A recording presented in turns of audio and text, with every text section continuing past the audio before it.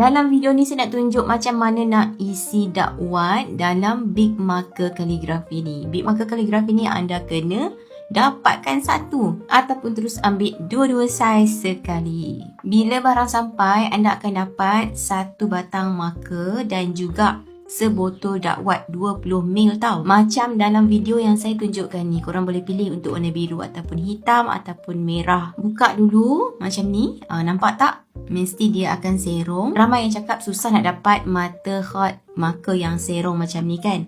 So ni memang kita custom buat sendiri tau. Sebelum nak letak ink tu, lapik dulu dengan tisu. Okay, lepas tu boleh titikkan dulu dekat dia punya mata marker tu kan. Lepas kita dah masuk beberapa titik dekat bahagian mata, kita masuk pula dalam polyester rod yang untuk takungan dakwat tu lah, kat bahagian dalam tu. Macam dalam video ni saya tunjukkan, tapi saya tak pakai dah dia punya penyedut tu kan. Saya masukkan sedikit-sedikit macam tu pun boleh, tapi kena hati-hati lah. Nak masukkan ink ni memang kena sabar banyak, dia ambil masa sikit ya.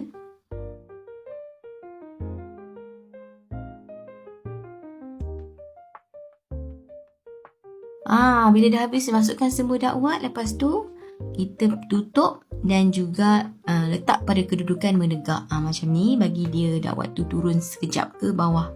Kemudian boleh buka dan cuba. Dah keluar dakwat dia, cantik kan. Yang ni untuk saiz 30 saya cuba ni. Yang saya bagi ni memang ink untuk whiteboard.